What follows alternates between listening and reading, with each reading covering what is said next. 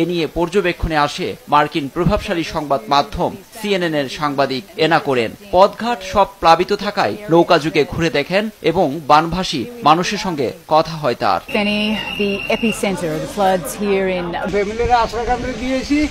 আমি এই কথাই ঘর বাইরা করিয়েছি, থাকার আর কোনো ব্যবস্থা নাই। নিঃস্ব মানুষদের কেউ কেউ এই বন্যার পানিকে ভারতের বলে CNN এর কাছে তুলে ধরেন। বাংলাদেশের মানুষকে এভাবে বিপদে ফেলে দেয় ভারতকে ঘৃণা করেন বলেও ক্ষোভ প্রকাশ করেন দুর্যোগ কবলিতরা।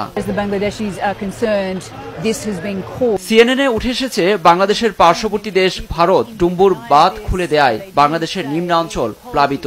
তবে ভারতের পররাষ্ট্র মন্ত্রণালয়ের দাবি, ভারত বাংলাদেশের পূর্বাঞ্চলীয় সীমান্ত এলাকার বন্যা পরিস্থিতিতে ত্রিপুরার গোমতী নদীর বাঁধ খুলে দেয়া নিয়ে যে আলোচনা চলছে তা সঠিক নয়। কিন্তু এসব মন গড়া কথাই মানতে নারাজ বন্যা কবলিত মানুষ। সবাই স্বাবলম্বী পরিবার, কিন্তু এমন ভয়াবহ বন্যা পরিস্থিতিতে তারা সবাই